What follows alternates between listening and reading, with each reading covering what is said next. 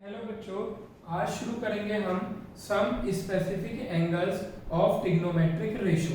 तो बच्चों आपने देखा होगा ये वाले जो एंगल्स होते हैं हमारे sin 0, sin 30, sin 45, 60, 90, ये जितने भी एंगल्स होते हैं हर एक ट्रिग्नोमेट्रिक रेशोज के लिए हमारी फिक्स वैल्यू होती है और जब भी हम इस पे बेस्ड क्वेश्चन करते हैं तो इन एंगल्स को अप्लाई करते हैं, जैसे कि ये हमारा क्वेश्चन।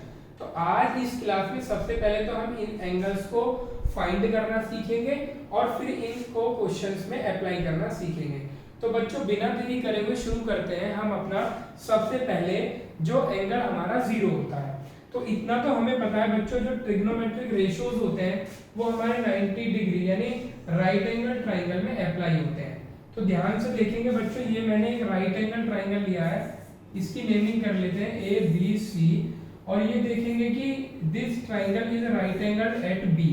तो इसके सामने वाली साइड बच्चों हाइपोटेन्यूस हो जाएगी और जिस एंगल को मैं रीड कर रहा हूँ यानी ये एंगल मैंने थीटा ले लिया, एंगल के सामने वाली साइड हमेशा परपेंडिकुलर होती है और जो बची साइड होती है वो बच्चों मेरी बेस हो जाती है। क्लियर है? तो सबसे पहले हम बच्चों थीटा इज इक्वल टू 0 का केस लेते हैं। मैं 0 डिग्री के लिए निकालता हूँ। जब एंगल 0 डिग्री होता है तो थीटा के केस में आपको ध्यान रखना है बहुत अच्छे से। तो अगर मैं बच्चों साइन लिखता हूँ यहाँ पे साइन थीटा, तो बच्चों वो कितना होगा, एंगल मेरा ये है तो परपेंडिकुलर अपॉन हाइपोटेन्यूस, यानी इस एंगल के लिए परपेंडिकुलर कितना है बच्चों BC और हाइपोटेन्यूस कितना है बच्चों AC। कोई प्रॉब्लम नहीं है। तो यहाँ पे मैं लिख लेता हूँ बच्चों cos थीटा, थीटा एंगल के लिए बेस कितना है बच्चों मेरा AB और हाइपोटेन्यूस कितना है AC, यानी AB अपॉन AC। तो अब मेरे को यही वैल्यू फाइंड करनी है। तो सबसे पहले मैं 0 के केस में देखता हूँ। आपको एक चीज का ध्यान रखना है बच्चों, यहाँ पे आप ध्यान देंगे कि अगर मेरे को ये एंगल 0 डिग्री करना है तो 0 डिग्री करना है तो देखो बच्चों क्या करना होगा, मैं इस C यानी ये जो AC लाइन है इसको कंटिन्यूअसली डिक्लाइन करता जाऊंगा नीचे की तरफ, यानी C पॉइंट को मैं धीरे धीरे नीचे लाता रहूंगा और B पे अगर मैं लाके ज्वाइन कर देता हूँ तो ये थीटा एंगल जो है वो मेरा 0 हो जाएगा। तो यानी अगर आप देख सकते हैं कि अगर मैं सपोज दैट C को यहाँ पे ले आता हूँ इस पॉइंट पे, तो आप ये देखेंगे बच्चों अगर मैं थीटा को C पॉइंट पे ले आता हूँ, मैं सपोज दैट C को यहाँ पे ले आता हूँ, तो बच्चों देखेंगे आप एंगल कुछ कम हो जाएगा। देखेंगे यानी जो थीटा एंगल है अब वो इतना रह गया, केवल इतना। पहले ये पूरा था, यहाँ से यहाँ तक का पहले पूरा था, अब कम हो गया। इसी तरह से अब C पॉइंट यहाँ गया, जब ये C पॉइंट बिल्कुल B पे कोइंसाइड करेगा यानी C यहाँ पे आ जाएगा, तो आप ये देखेंगे कि मेरा जो ये एंगल है 0 हो चुका होगा, ये एंगल खत्म हो जाएगा क्योंकि नीचे लाने पे धीरे धीरे कम हो रहा है। क्लियर है बात? तो इस केस में बच्चों मेरी दो बातें होंगी और उनको आपको ध्यान रखना है। वो दो बातें क्या होंगी कि जो मेरा BC है वो तो 0 हो चुका होगा, BC कितना हो चुका होगा बच्चों मेरा 0, और आप ये देखेंगे जो AC है वो AB के इक्वल हो गई होगी। ठीक है, तो AC जो है वो AB के इक्वल हो जाएगी। आपको ध्यान रखना है, इस B से कंफ्यूज मत होना। बेसिकली ये जो D लिखा हुआ है ये मैंने बेस के लिए लिखा हुआ है, इसको मैं पूरा ही कर देता हूँ। तो यहाँ जब भी मेरा एंगल 0 होगा तो ये दो कंडीशन होंगी और इसको आपको याद कर लेना है क्योंकि इसी के बेस पे हम अपनी वैल्यू फाइंड करेंगे। क्लियर है बात? अब ये वैल्यूज यहाँ पे रख दो तो आपको इनकी वैल्यू मिल जाएगी। यानी जब मैं बच्चों निकालूंगा साइन 0 डिग्री निकालूंगा तो कितना हो जाएगा बच्चों, BC कितना है 0, तो 0 अपॉन AC, तो यानी साइन 0 कितना आ गया बच्चों मेरा 0। ऐसे ही मैं बच्चों निकालूंगा cos 0 डिग्री, तो आप देखेंगे cos 0 डिग्री निकालूंगा तो उस केस में AC और AB इक्वल है, तो मैं AB की जगह भी AC रख सकता हूँ, यानी AC अपॉन AC, AC से AC कैंसिल हो गया बच्चों मेरा आ गया 1। तो यानी sin 0 और cos 0 मैंने फाइंड कर लिया है। अब बच्चों बिना देरी करे हुए 90 के लिए फाइंड करते हैं। 90 के केस में क्या होगा, इस चीज को आप समझने की कोशिश करेंगे। मैंने ये ट्राइंगल ले लिया, इसकी नेमिंग पहले की तरह कर लेता हूँ ABC, और ये बच्चों मेरा 90 डिग्री एंगल है और मैं इस एंगल के लिए अपने ट्रिग्नोमेट्रिक रेशो फाइंड कर रहा हूँ। तो अब आप ये बताओ ये एंगल हमारा, ये वाला एंगल बच्चों 90 कब होगा, इस बात का ध्यान देंगे आप। ये एंगल 90 जब होगा मेरे पास जब मैं C पॉइंट को ऐसे टिल्ट करता चला जाऊंगा तो ये लाइन सीधी हो जाएगी, और जब ये लाइन सीधी हो जाएगी बच्चों तो ये मेरा एंगल कितना हो जाएगा 90 हो जाएगा। क्लियर है? तो मैं एक डायग्राम आपको बना के दिखा देता हूँ। सपोज दैट सी यहाँ पे आ गया, तो देखो ये मेरा डायग्राम बनेगा, इस बात का आप ध्यान देंगे, ये यहाँ से ये ऐसे हो जाएगा। क्लियर है? ये ट्राइंगल मेरा ऐसे हो जाएगा, यानी बच्चों मेरा सी पॉइंट यहाँ आ गया और ये बी पॉइंट कंटिन्यूअसली इधर आ रहा है। देखो ऐसे ही तो होगा, जब मैं इस लाइन को इधर खींचूंगा तो ये लाइन इधर शिफ्ट होती चली जाएगी, यानी मैं ये देख रहा हूँ कि जो ए बी है वो कम होती जा रही है। यानी जब ये पूरा 90 हो जाएगा, यानी थीटा इज इक्वल टू 90 के लिए क्या कंडीशन होगी बच्चों, इसको ध्यान से देख लो आप। थीटा इज इक्वल टू 90 के लिए हो जाएगा, मैं येलो कलर से लिखता हूँ कि जो ए बी है वो तो खत्म हो चुकी होगी 0, और ए सी और बी सी एक दूसरे के ओवरलैप कर जाएंगी, यानी ये इक्वल हो जाएंगी, ए सी और बी सी। ये मेरी 90 के लिए कंडीशन है और ये बहुत ज्यादा इंपॉर्टेंट है। अब जरा इनको फॉर्मूलाज में आप पुट कर दो, तो बच्चों देखो साइन 90 अगर मैं लगाऊंगा साइन 90, तो साइन का क्या था बच्चों बी सी अपॉन ए सी। तो बच्चों देखो बी सी अपॉन ए सी, देखो दोनों इक्वल है, तो मैं लिख सकता हूँ ए सी अपॉन ए सी, क्योंकि मैंने बच्चों बी सी की जगह ए सी पुट कर दिया, ये दोनों कैंसिल हो गए, आ गया 1। साइन 90 बना गया। अब मैं निकालूंगा बच्चों यहाँ से cos 90, तो cos 90 कितना होगा ए बी अपॉन ए सी, और बच्चों देखो ए बी कितना है 0 अपॉन ए सी को ए सी रहने दो, ये आ गया मेरा 0। तो यहाँ पे हमने ये देखा बच्चों साइन 0 0 और cos 90 जो है वो 1, दो एंगल तो हमने ये निकाले। क्लियर है बच्चों? ये दो एंगल हमने ये निकाले साइन 0, और दो वैल्यूज हमने यहाँ पे निकाली अपने ट्रिग्नोमेट्रिक रेशियो की। और ये कंडीशन जो येलो कलर से लिखी है ये बहुत इंपॉर्टेंट कंडीशन है 0 और 90 एंगल्स निकालने के लिए। अब चलते हैं बच्चों अपना अगला केस, जो कि हमारा केस है बच्चों 30 डिग्री और 60 डिग्री के लिए। तो जब भी बच्चों हम 30 डिग्री और 60 डिग्री के लिए वैल्यू निकालेंगे तो हमें बच्चों इक्विलेटरल ट्राइंगल की हेल्प लेनी होगी। ये हो गया बच्चों मेरा इक्विलेटरल ट्राइंगल। क्लियर है ये बात? तो अब बच्चों एक चीज का ध्यान रखना है, इक्विलेटरल ट्राइंगल में जो हमारी मीडियन होती है, एल्टीट्यूड होता है, वो सब एक ही होता है, क्योंकि हमारी दोनों साइड आपस में इक्वल हो जाती है। तो मैं इसकी नेमिंग कर लेता हूँ बच्चों ट्राइंगल की ए बी एंड सी। और यहाँ पे देखेंगे इक्विलेटरल ट्राइंगल के बच्चों तीनों एंगल कितने डिग्री के होते हैं 60 डिग्री के। तो यहाँ पे आप ये देखेंगे कंप्लीट एंगल तो 60 हो जाएगा, लेकिन अगर मैं आधे एंगल की बात करूं बच्चों तो वो आएगा मेरा कितना 30 डिग्री। क्लियर है ये बात? ये 30 डिग्री आएगा। अब मैं अगर इक्विलेटरल ट्राइंगल की साइड बच्चों ए लेट कर लेता हूं, यानी ये साइड ए है, तो बच्चों ये वाली साइड भी कितनी हो जाएगी मेरी ए हो जाएगी, और वो साइड भी कितनी हो जाएगी बच्चों मेरी ए, क्योंकि ये हमारा क्या है बच्चों इक्विलेटरल ट्राइंगल।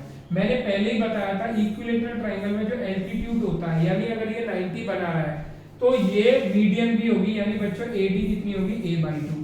अब बच्चों देखो अगर मेरे को एंगल 60 डिग्री के लिए फाइंड करने होंगे तो मैं इस एंगल को रीड कर लूंगा, और मुझे 30 डिग्री के लिए फाइंड करने होंगे तो इस वाले 30 को फाइंड कर लूंगा। कौन से ट्राइंगल में? ADC में। किसमें? ADC में। क्लियर है बात बच्चों? अब मैं तभी फाइंड कर पाऊंगा, मेरे पास दो साइड तो है, यानी हाइपोटेन्यूस भी है और ये AD भी है मेरे पास, AD भी है मेरे पास केवल बच्चों CD नहीं है, तो CD को हम ट्राइंगल में पाइथागोरस लगा के फाइंड करेंगे। तो जल्दी से लगाते हैं बच्चों, इन ट्राइंगल ADC में। तो बच्चों पाइथागोरस के अकॉर्डिंग क्या होता है मेरा बच्चों AC square is equal to कितना होगा AD square plus CD square. तो बच्चों मेरे को CD स्क्वायर फाइंड करना है, तो इसको एक तरफ कर लेता हूँ, तो CD स्क्वायर कितना आएगा बच्चों AC square minus AD square. तो बच्चों AC कितना है मेरे पास A, यानी A स्क्वायर माइनस AD कितना है बच्चों मेरे पास A/2 का स्क्वायर। तो ये हो जाएगा बच्चों मेरा A square minus A square upon 4। ठीक है बच्चों, इसके नीचे मैं 1 लेट कर लेता हूँ, एलसीएम आएगा बच्चों दोनों का 4। 1 से 4 को डिवाइड करेंगे तो आएगा 4, 4 की मल्टीप्लाई ऊपर करेंगे तो बच्चों हो जाएगा 4A स्क्वायर माइनस 4 से 4 को डिवाइड करेंगे तो आएगा बच्चों 1, और 1 की मल्टीप्लाई A स्क्वायर में करेंगे तो A स्क्वायर ही आएगा। ये आ गया बच्चों मेरा 3A स्क्वायर अपॉन 4, और ये बच्चों मेरा चल रहा था सी डी स्क्वायर, ये कितना चल रहा था बच्चों, सी डी स्क्वायर। तो यहाँ से बच्चों मैं सी डी निकाल लूंगा अंडर रूट 3 और ए को लिख दूंगा बच्चों में a मल्टीप्लाई बाई ए और 4 को लिख दूंगा बच्चों में 2 मल्टीप्लाई बाई 2। 2 का पेयर है और बच्चों a का पेयर है, इसलिए ये दोनों तो बाहर आ जाएंगे, a बाई 2 और रूट 3 अंदर ही रह जाएगा क्योंकि वो पेयर में नहीं है। तो बच्चों मेरा सी डी आ चुका है, इस वैल्यू को मैं सी डी पे ही लिख देता हूँ। जो सी डी है a रूट 3/2 है। क्लियर है। अब बच्चों मैं निकालता हूँ अपनी वैल्यूज। सबसे पहले मैं 60 के लिए रीड करता हूँ और दोनों के लिए निकालता हूँ बच्चों साइन 60। तो 60 एंगल के लिए बच्चों बताओ परपेंडिकुलर कितना होगा, यानी एंगल के सामने वाला, यानी ये हो जाएगा बच्चों मेरा सी डी और हाइपोटेन्यूस कितना होगा बच्चों मेरा ए सी। क्लियर है। तो बच्चों सी डी मैंने अभी निकाला, कितना आया a रूट 3/2 और ए सी कितना है बच्चों मेरा a, यानी a से a कैंसिल हो गया, ये आ गया बच्चों मेरा रूट 3/2। तो साइन 60 कितना होता है बच्चों, रूट 3/2। यहाँ पे आ जाएगा बच्चों cos 60। cos 60 अगर मैं रीड करूंगा तो cos इस एंगल के लिए बेस ही होगा, यानी AD/AC। कितना हो जाएगा बच्चों, AD/AC।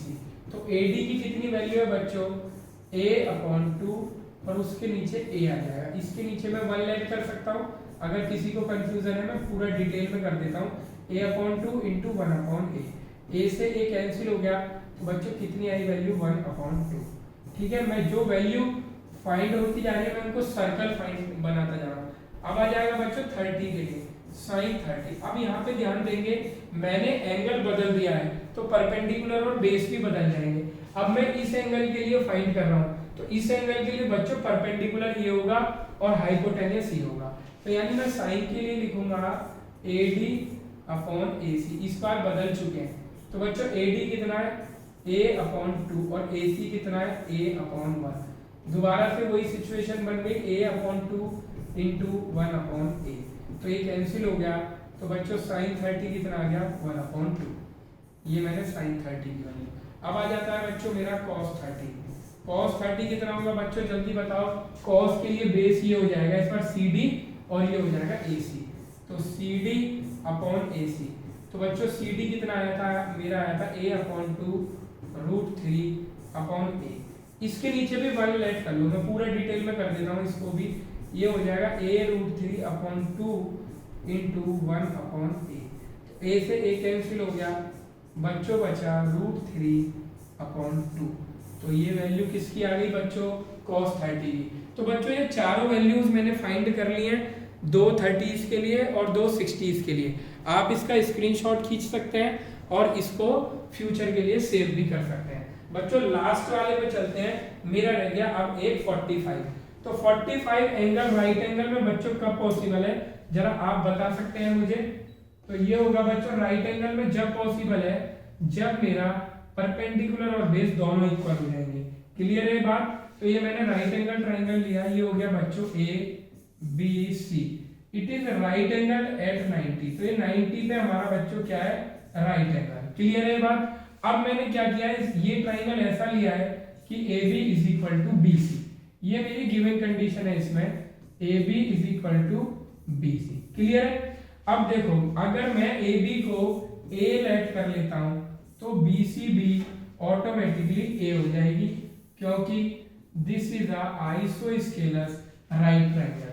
और इन दोनों को क्या लेट कर लेता हूं मैं बच्चों, A मैंने लेट कर लिया।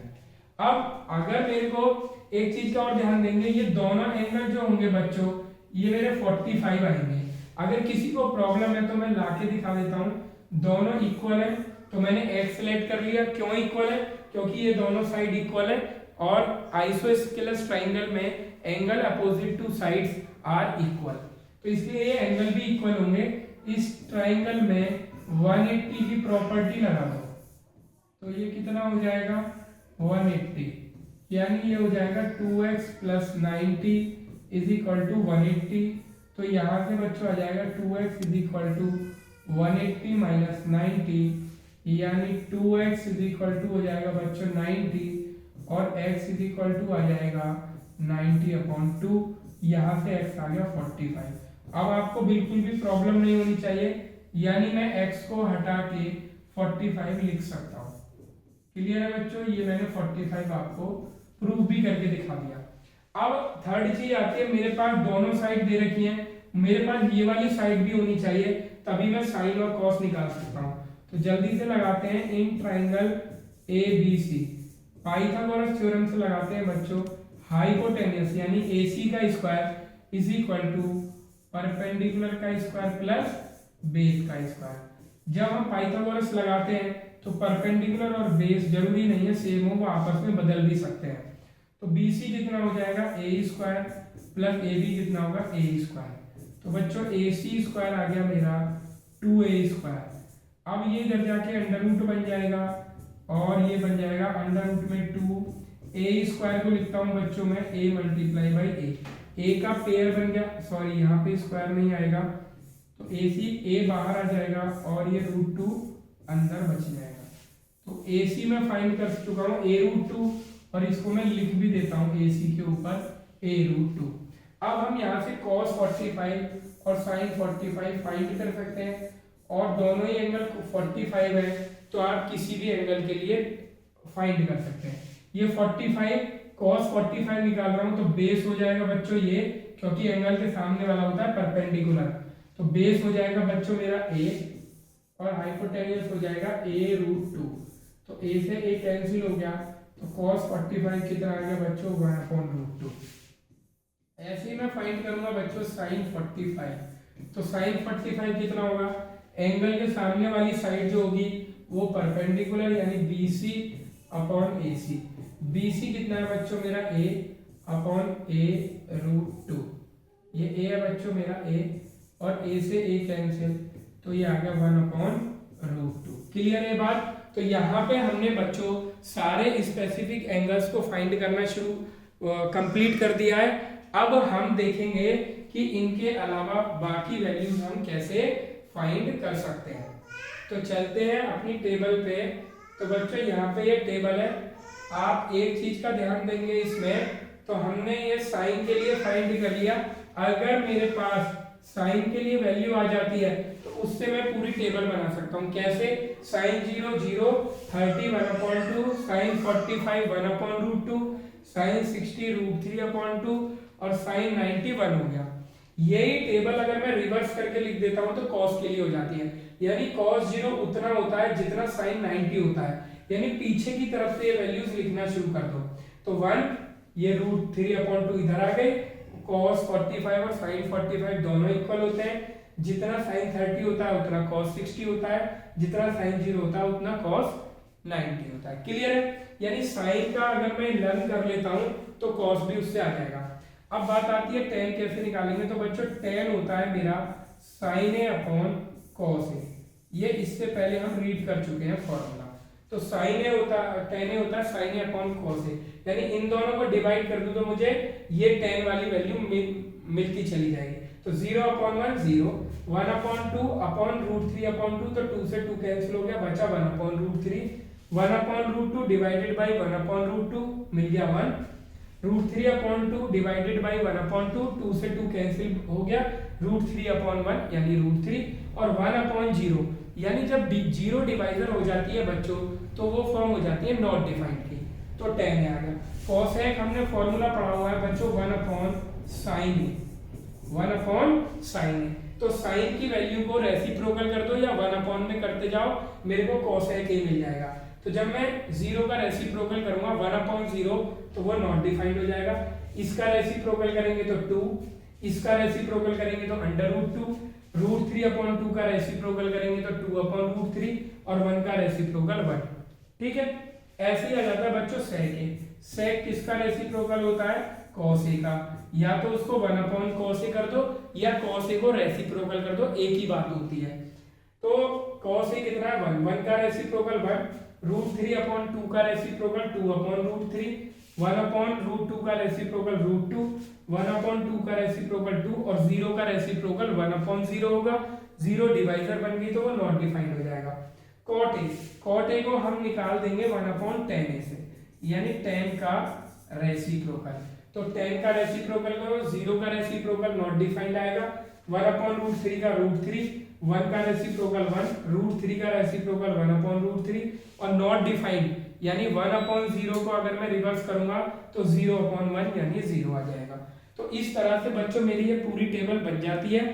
अब हमें केवल साइन वाली वैल्यूज लर्न करने की जरूरत है, बाकी हमें कुछ भी लर्न करने की जरूरत नहीं है। अब बच्चों हम इस पे बेस्ड क्वेश्चंस पर चलते हैं। इस वीडियो में केवल हम वो क्वेश्चन कवर करेंगे जो केवल बोर्ड में आए हुए हैं और वो काफी सारे क्वेश्चन हैं, सारे कॉन्सेप्ट आपके क्लियर हो जाएंगे। ये एनसीईआरटी का क्वेश्चन है, ये बहुत इजी है और बोर्ड में नहीं आया तो इसे हम नहीं करेंगे। फर्स्ट क्वेश्चन जो 2024 में आया था, डेफिनेटली 1 मार्क्स का होगा क्योंकि बहुत इजी है। जल्दी से करना शुरू करते हैं बच्चों। इसमें वैल्यूज पुट करो और सॉल्व कर दो। cos 45 की वैल्यू होती है बच्चों 1/√2। बोलता चलूंगा और बताता चलूंगा कैसे निकाल रहा हूं। sin 30 की वैल्यू होती है बच्चों 1/2 प्लस 2√3 और cos 30 होता है बच्चों जितना sin 60 होता है और sin 60 होता है बच्चों √3/2। क्लियर है बात।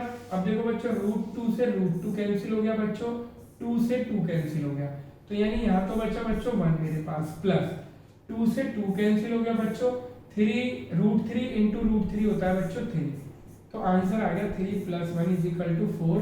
ये 1 मार्क्स से ज्यादा का क्वेश्चन नहीं है। अब आ जाते हैं अपने नेक्स्ट क्वेश्चन पे। ये आ गया बच्चों if a = 60 and b = 30 then verify. Verify का मतलब क्या होता है बच्चों, लेफ्ट हैंड साइड आपको अलग से सॉल्व करनी है और राइट हैंड साइड आपको अलग से सॉल्व करनी है, दोनों का आंसर इक्वल आना चाहिए। सबसे पहले मैं लेता हूं बच्चों लेफ्ट हैंड साइड, ठीक है। लेफ्ट हैंड साइड दी हुई है बच्चों मेरी sin a + b।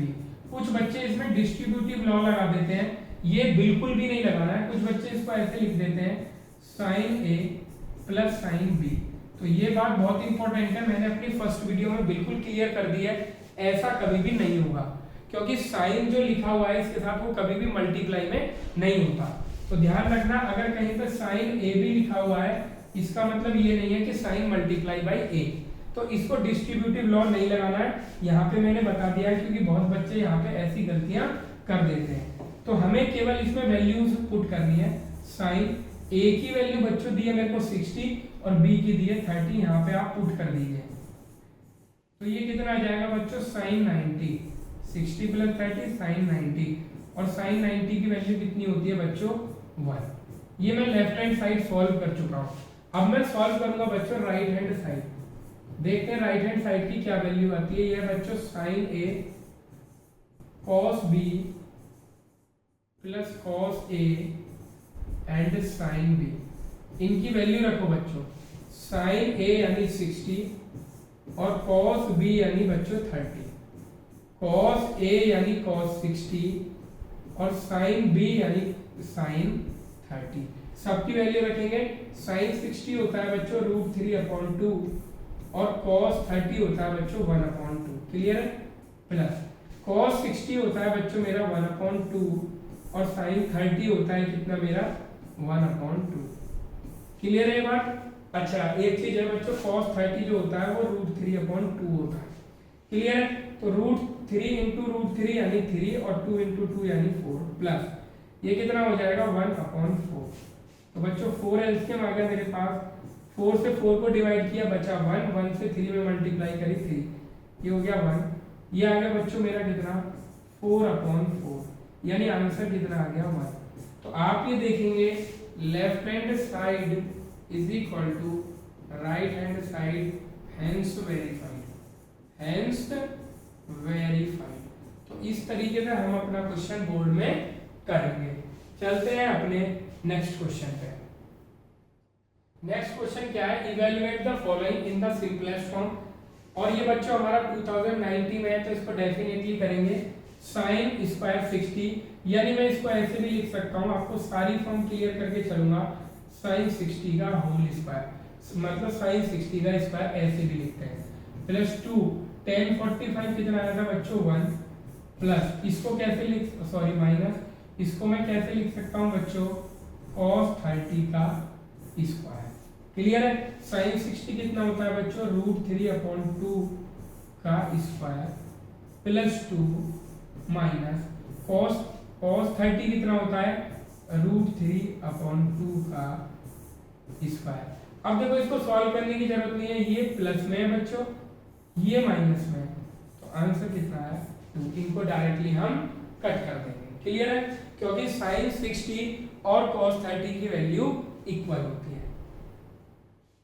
चलते हैं अपने नेक्स्ट क्वेश्चन पे। 2024 का क्वेश्चन है बच्चों, जल्दी से करेंगे, बहुत सिंपल क्वेश्चन है। तो ये आ जाएगा बच्चों मेरा 2। अब मुझे बताने की जरूरत नहीं है कि मैं इसको sin 30 का स्क्वायर लिख सकता हूँ। ये हो जाएगा sin 30 होता है 1/2 का स्क्वायर इंटू sec 60। sec 60 कैसे निकालेंगे, पहले cos 60 सोचेंगे। तो बच्चों cos 60 कितना होता है जितना sin 30 यानी 1/2, और 1/2 का रेसिप्रोकल कर देंगे तो आएगा बच्चों 2। क्लियर है बात। प्लस tan 60 होता है बच्चों मेरा √3 और इसका स्क्वायर। क्लियर है बात।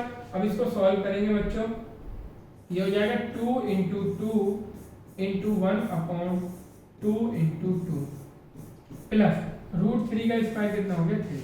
2 से 2 कैंसिल, 2 से 2 कैंसिल, यानी 1 + 3 = 4। बहुत ज़्यादा डिफिकल्ट क्वेश्चन नहीं है, केवल हमें वैल्यूज याद करनी है और इन क्वेश्चंस की हेल्प से हम वैल्यू याद कर सकते हैं। इवेलुएट, ये बच्चों 2024 का है, डेफिनेटली करेंगे इसको, बोर्ड के रिपीटेड क्वेश्चन है हमारे। तो ये जाएगा बच्चों 2 × tan 30 होता है बच्चों 1/√3। sec 60 अभी हमने निकाला था cos 60 का रिवर्स यानी 2 × 2 tan 45 यानी बच्चों 1/, यह जाएगा बच्चों मेरा 1 माइनस sin 60 कितना होता है √3/2 का होल स्क्वायर। अब जरा बच्चों इसको सॉल्व करते हैं। 2 × 2 = 4/√3 कितना हो गया बच्चों 4/√3। और बच्चों नीचे कितना आ रहा है, इसको कर देंगे 1 माइनस √3 का स्क्वायर 3 और 2 का स्क्वायर 4। ठीक है बच्चों, नीचे वाले का एलसीएम ले लेंगे तो ये आ गया 4/√3 और यहाँ पे एलसीएम ले लेंगे 4 और यहाँ पे आ जाएगा, इसको 1 लेट कर लिया, 1 से 4 को डिवाइड किया तो 4 का 1 में मल्टीप्लाई तो 4 - 3। तो बच्चों अब मैं इसको इधर सॉल्व कर रहा हूँ, ये हो जाएगा बच्चों 4/√3 अपॉन में आएगा 1/4। ठीक है बच्चों, नीचे वाले को रेसिप्रोकल करके मल्टीप्लाई में कर देंगे इंटू 4/1। तो ये हो जाएगा बच्चों मेरा 16/√3।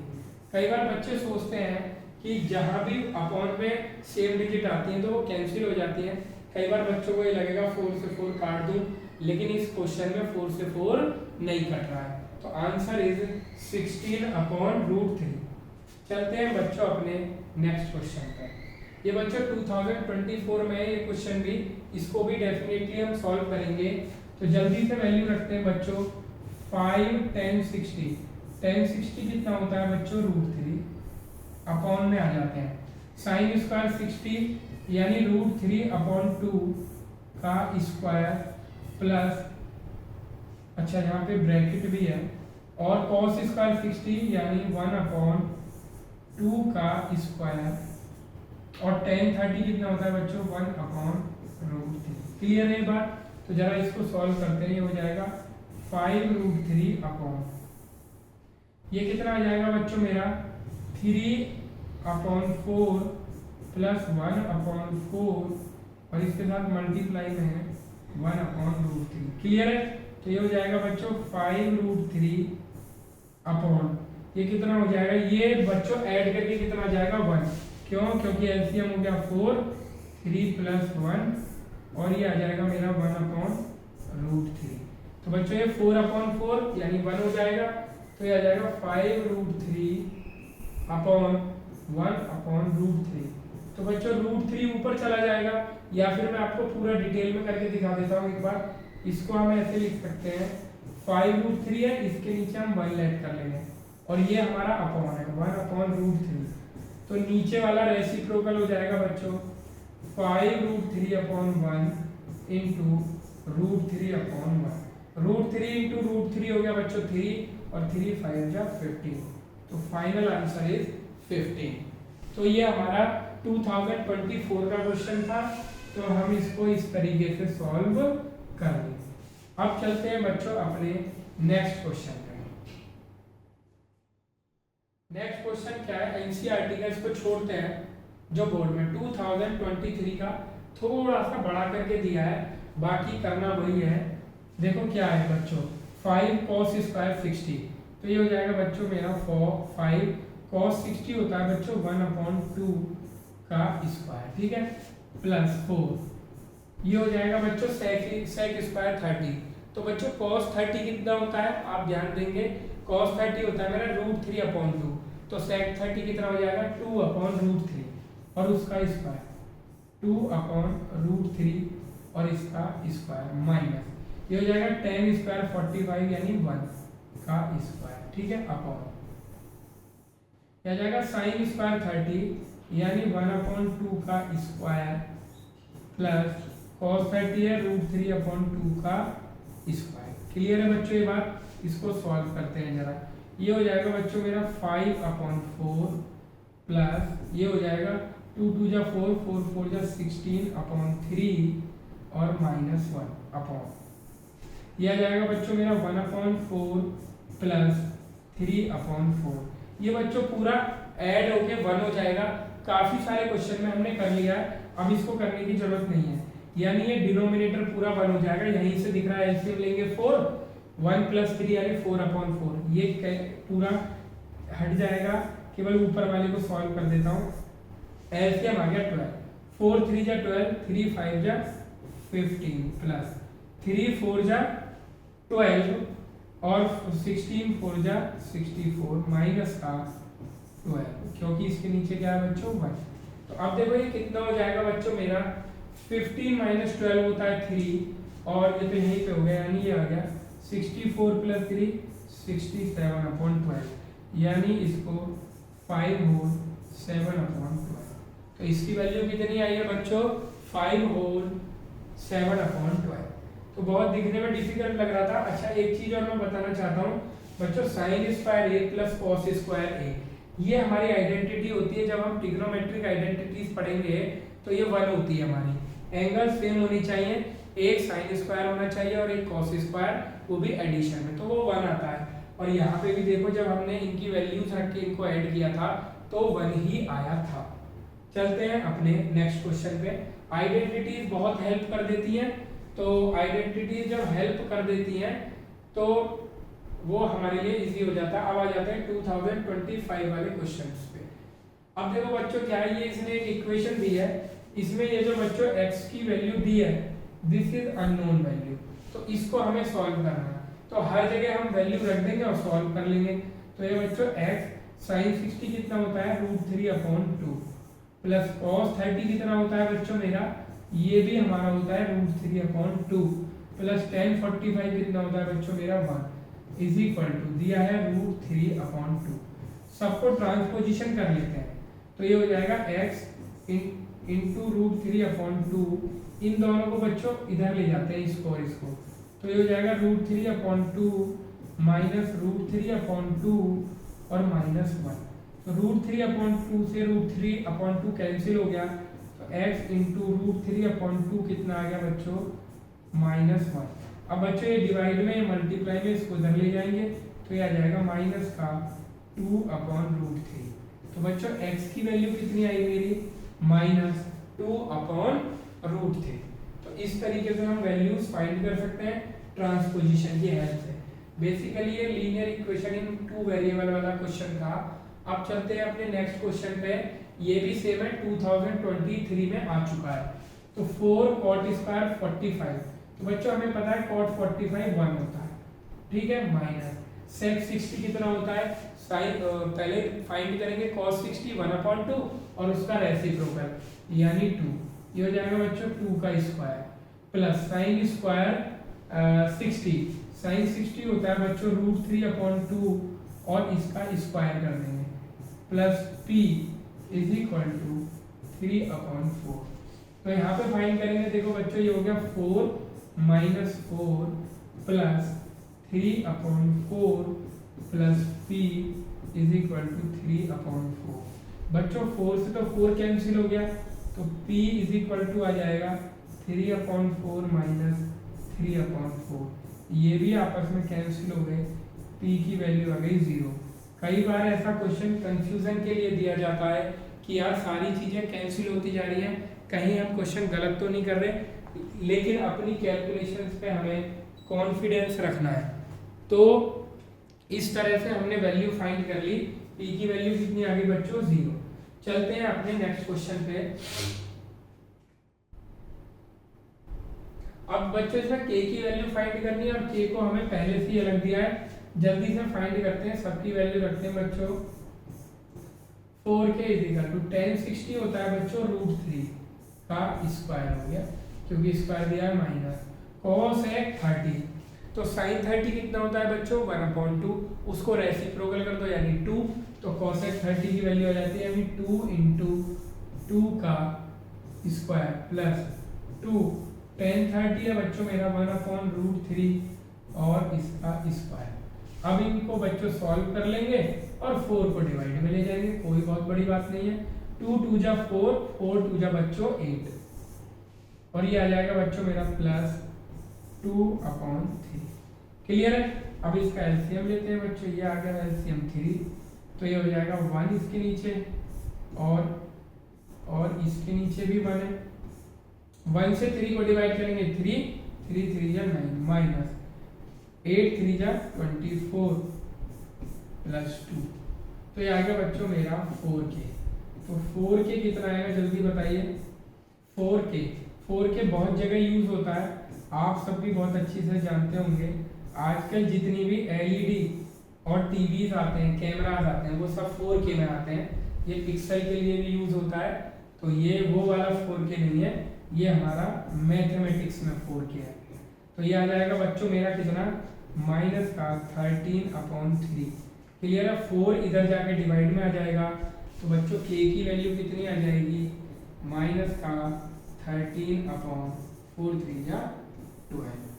तो ये हमारा k आंसर आ चुका है, तो k की वैल्यू आ गई है -13/12। चलते हैं बच्चों अपने नेक्स्ट क्वेश्चन पे। ये आ जाता है late 2a + b and a + 2b be acute angles such that। अब बच्चों इस तरीके का क्वेश्चन दिया है, बहुत इंपॉर्टेंट है। एक बात और ध्यान से देखेंगे बच्चों, अगर मेरे को sin थीटा = sin 30 दिया है, तो यहाँ पे आप एक बात का ध्यान देंगे, कभी भी साइन से साइन कट नहीं करेंगे। ये कट जब होता है जब साइन थीटा के साथ मल्टीप्लाई हो और साइन 30 के साथ मल्टीप्लाई हो। अभी मैंने बताया था कभी भी जो ट्रिग्नोमेट्रिक रेशो होता है और एंगल होता है वो आपस में मल्टीप्लाई नहीं होते, वो कंप्लीट एक ही टर्म होती है। जब भी ऐसे दिया होगा हम थीटा = 30 तो करेंगे, बट कभी भी उसको कट नहीं करेंगे। और इस तरह का क्वेश्चन मैंने अपनी फर्स्ट वीडियो में कवर किया है कि ऐसा क्यों नहीं करते, बट इनको काटने की बजाय लिखेंगे बच्चों हम ऑन कंपैरिजन। क्या लिखेंगे? On comparison. क्लियर है? तो वो हमारा इस क्वेश्चन में अप्लाई होगा, तो इस बात को ध्यान देना है। तो बच्चों मेरे को जो गिवन है यहाँ पे वो दिया है बच्चों मेरे को sin 2a + b = दिया है √3/2। तो बच्चों मैं ये लिख सकता हूँ कि sin 2a + b = साइन में कितनी वैल्यू होती है, ये किस एंगल की होती है 60 की। तो यहाँ पे लिखूंगा मैं ऑन कंपैरिजन।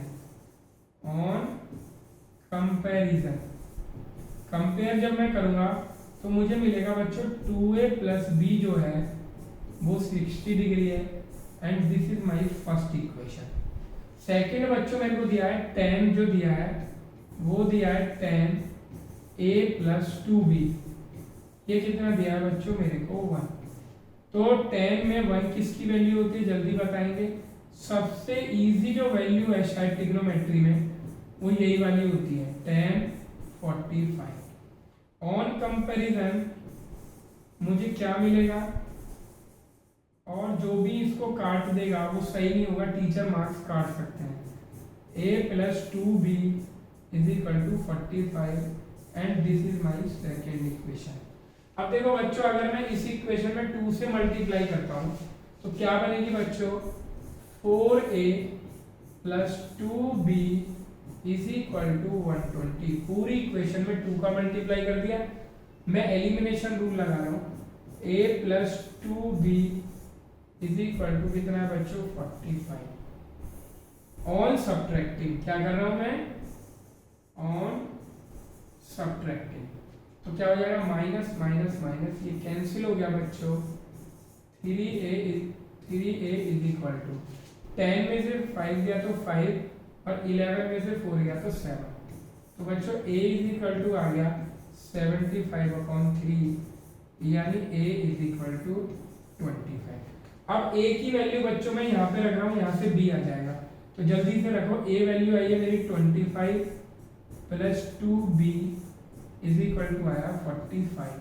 तो बच्चों 2b is equal to 45 minus 25, इधर सॉल्व करता हूँ बच्चों। 2b is equal to 20 and b is equal to 10। Clear है, a और b आ चुका है अभी, बट मुझसे a और b नहीं पूछा है, मुझसे पूछा है cot 4a माइनस 7b। इसको फाइंड करते हैं, तो यह आ जाएगा cot 4a माइनस 7b। जल्दी से वैल्यू रखो बच्चों, cot 4 इंटू a कितना है बच्चों 25 माइनस 7 इंटू b कितना है 10। बॉड मास का रूल लगाओ बच्चों, जल्दी से पहले मल्टीप्लाई करेंगे, यानी 100 माइनस 70, यानी ये आ गया बच्चों मेरे पास cot 30। और बच्चों cot 30 डिग्री कितना होता है मेरे पास, जल्दी बताएंगे। cot 30 होता है मेरे पास √3। तो ये मेरा आंसर आ चुका है। क्लियर है, इसमें हमारा ट्रिग्नोमेट्रिक कंपैरिजन भी लगा, लीनियर इक्वेशन इन 2 वेरिएबल भी लगा, और हमारे स्पेसिफिक एंगल्स भी लगे। चलते हैं बच्चों अपने नेक्स्ट क्वेश्चन पे। स्पेसिफिक एंगल अगर आपने इस वीडियो से कर लिया तो डेफिनेटली एक भी मार्क्स आपका नहीं कटेगा। ये वाला भी बच्चों आप खुद से कर सकते हैं, ये बोर्ड में भी नहीं आया, ये आपको खुद से करना है।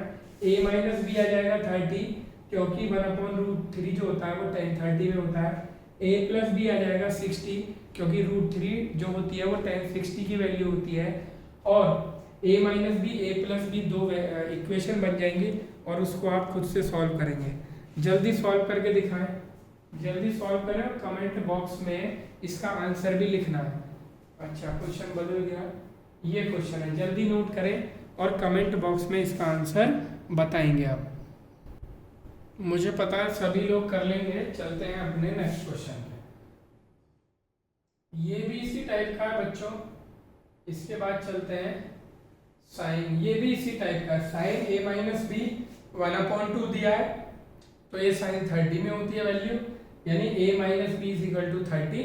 और ऐसे ही ये वाला क्वेश्चन है हमारा, cos में 1/2 किसकी वैल्यू होती है 60 की, तो a plus B is equal to 60। बहुत इजी क्वेश्चन है, ये भी कर लेंगे। एक ये वाला मैं करके दिखाता हूँ, थोड़ा सा चेंज है और बोर्ड में भी आया हुआ है बच्चों। इस बार मेरे को 2 साइन करके दे दिया है, तो इसमें बस एक ही स्टेप अलग है। अगर मैं इस 2 को इधर डिवाइड में ले आऊँ यहाँ पे, तो मेरा वही पुराना क्वेश्चन बन जाएगा, यानी sine a plus B is equal to √3/2।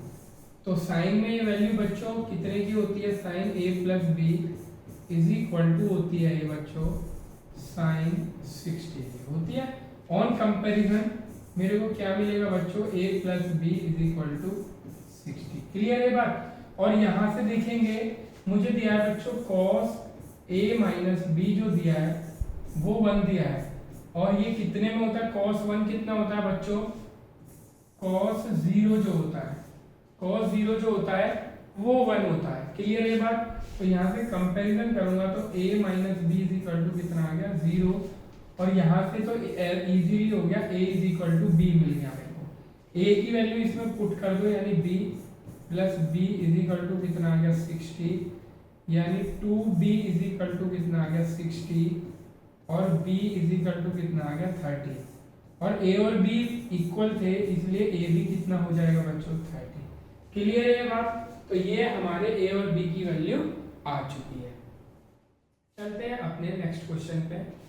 Next question हमारा है बच्चों ये वाला। तो देखते हैं, इसमें देखो थोड़ा सा चेंज कर दिया है। मेरे को फर्स्ट इक्वेशन तो डायरेक्ट ही मिल रही है, sine a minus B, sine a minus B is equal to दिया है बच्चों 0 दिया है, तो 0 किस में होती है वैल्यू, साइन 0 की। क्लियर है। तो बच्चों एक कंपैरिजन करने पे मुझे मिलेगा a minus B is equal to 0, यानी a is equal to b, तो मेरे को मिल गया यहाँ से। अब दिया है बच्चों ये, इस इक्वेशन को थोड़ा सेट करना पड़ेगा। ये हो जाएगा 2 cos a plus b is equal to -1 को उधर ले जाऊंगा तो हो जाएगा बच्चों 1, 2 को डिवाइड में ले जाऊंगा तो हो जाएगा बच्चों cos a plus b is equal to 1/2। और cos में बच्चों 1/2 वैल्यू किसकी होती है जल्दी से बताएंगे मेरे को, ये होती है बच्चों मेरी cos 60। क्लियर है? तो कंपैरिजन करने पे मुझे मिलेगा बच्चों a plus B is equal to 60 और a और b इक्वल है तो वैल्यू पुट कर देंगे a की यहाँ पे b, तो b प्लस b कितना हो जाएगा 60, यानी 2b इज इक्वल टू हो जाएगा 60 और b इज इक्वल टू आ जाएगा मेरा 30। क्लियर है बात बच्चों? 30 डिग्री। और जब a और b इक्वल है तो a भी मेरा कितना आ जाएगा बच्चों 30।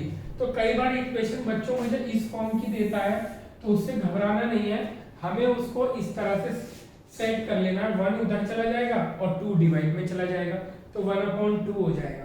तो इस तरह के क्वेश्चन भी आते हैं, थोड़ी थोड़ी डिफिकल्टी बढ़ती है लेकिन हमारा जो कॉन्सेप्ट है वो वही बना रहता है। कॉन्सेप्ट अगर हमें अप्लाई करना आ गया तो समझ लीजिए कि मैथमेटिक्स सीख रहे हैं। जरूरी नहीं है सेम डिजिट और सेम नंबर के साथ क्वेश्चन एग्जाम में आए।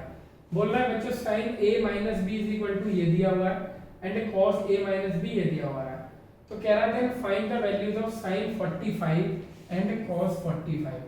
अच्छा आप एक बात बताओ बच्चों, मैं a और b की ऐसी क्या वैल्यू लूं कि जिनको माइनस करने पर 15 आ जाए, तभी तो मुझे साइन 15 मिलेगा। और वो a और b ऐसे होने चाहिए जिनकी मुझे वैल्यू भी पता हो। तो कुछ बच्चे कह सकते हैं 25 माइनस 10 ले लो सर 15 आ जाएगा, लेकिन मेरे को 25 और 10 की वैल्यू तो पता ही नहीं होती है, तो मेरे को ऐसे दो एंगल लेने जिनका डिफरेंस 15 होता है। तो वेरी सिंपल, तो बच्चों मैं अगर a को 45 लेट कर लूं और b को 30 लेट कर लूं तो इन दोनों का डिफरेंस 15 आता है और मेरे को 45 और 30 एंगल्स के सभी रेशियोज पता भी होते हैं। तो जल्दी से मैं फर्स्ट फॉर्मूला उठाता हूं, तो यानी साइन a की जगह पुट करो बच्चों 45 माइनस b की जगह पुट करो 30 इज इक्वल टू, ऐसा ही राइट साइड आप पुट कर दो साइन a की जगह 45 और b की जगह बच्चों 30। क्लियर है? और a की जगह बच्चों 45 और b की जगह पुट कर दो 30। तो यहाँ तक मुझे नहीं लगता किसी को कोई प्रॉब्लम होगी। तो बच्चों मेरी लेफ्ट साइड जो बन रही है वो बन रही है साइन 15। अब यहाँ वैल्यू रखते जाओ, साइन 45 होता है बच्चों 1/√2 इंटू कॉस 30 होता है अब मेरा √3/2 माइनस कॉस 45 होता है बच्चों मेरा 1/√2 और साइन 30 होता है बच्चों मेरा 1/2। तो मैं यहाँ पे देख रहा हूँ बच्चों ये आ गया मेरा √3/2√2 माइनस 1/2√2। बच्चों 2√2 एलसीएम हो जाएगा मेरा और ऊपर आ जाएगा √3 - 1। और बच्चों यही मेरी वैल्यू होगी किसकी, साइन 15 की। यही मेरा आ गया बच्चों साइन 15 डिग्री। कितना? Sine 15 degree. क्लियर है ये बात? अब आ जाते हैं बच्चों cos 15 अगर मुझे निकालना हो तो वही फॉर्मूला लगाएंगे हम यहाँ पे निकालते हैं cos a की जगह रखेंगे बच्चों 45 और b की जगह रखेंगे 30 इज इक्वल टू, वही मुझे राइट साइड में भी करना है। तो ये हो जाएगा बच्चों cos 45 cos 30 plus sin 45 and sin 30। Clear है? तो ये मिल गया बच्चों मेरे को cos 15 डिग्री, यहाँ पे वैल्यू रखेंगे cos 45 1/√2, cos 30 जो होता है बच्चों वो होता है हमारा √3/2, sin 45 बच्चों 1/√2 और sin 30 होता है 1/2। तो यहाँ पे आप देखोगे √3/2√2 प्लस 1/2√2। क्लियर है बच्चों ये बात?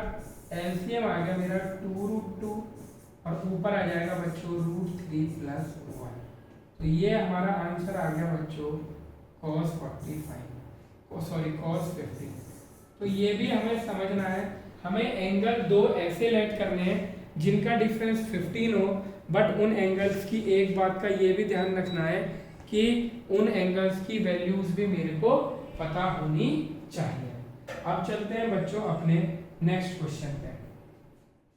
ये क्वेश्चन भी बच्चों 2025 में आया हुआ है, इसको देखते हैं हम कैसे करेंगे।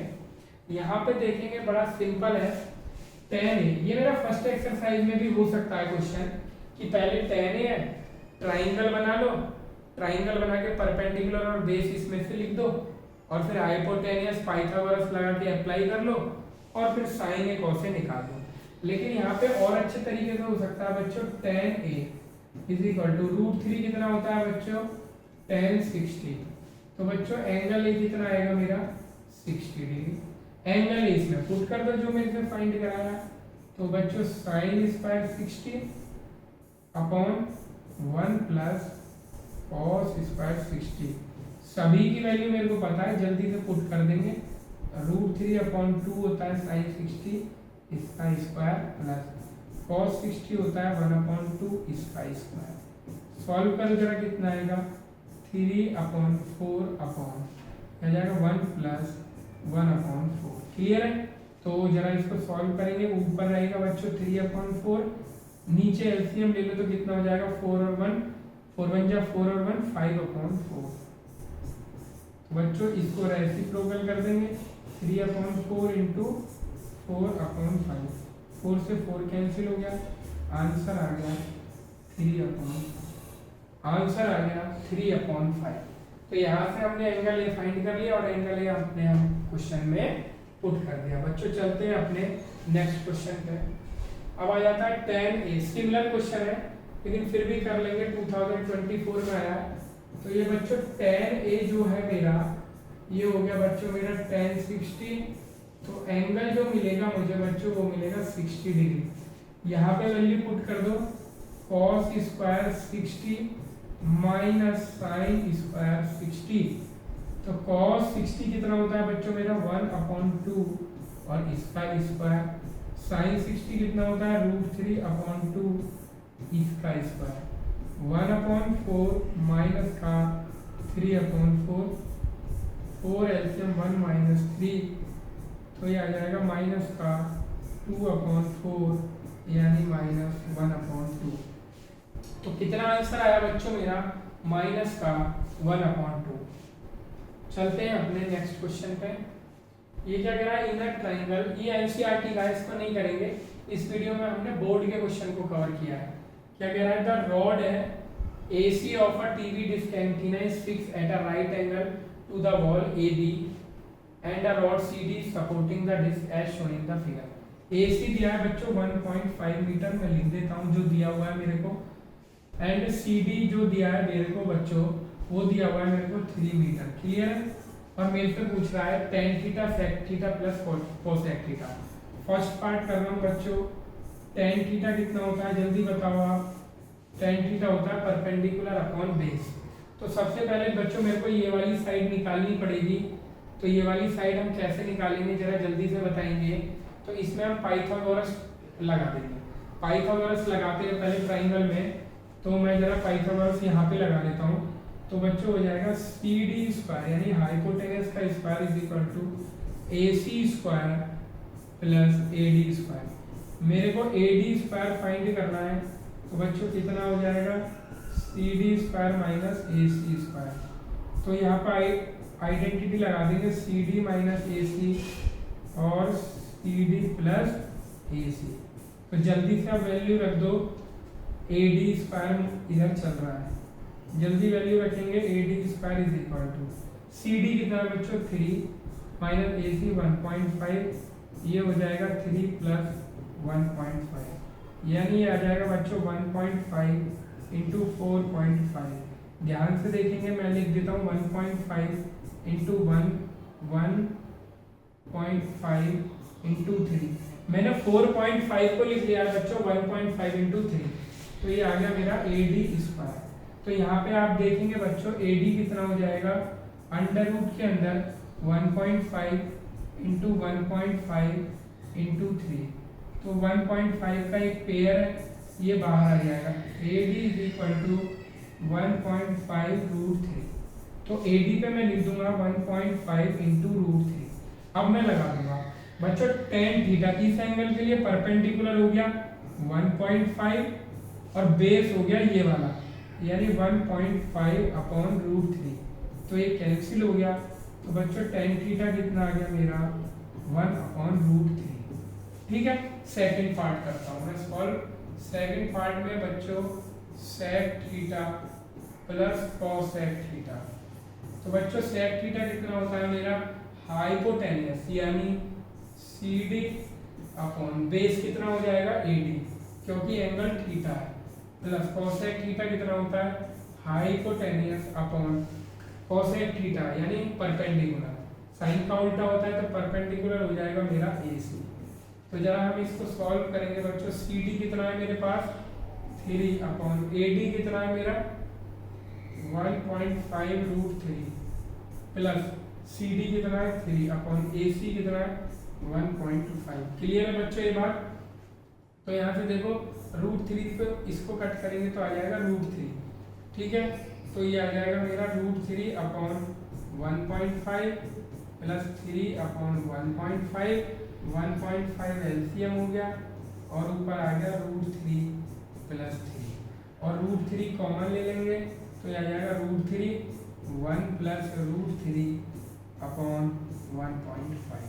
तो सेकंड पार्ट का आंसर ये हो जाएगा।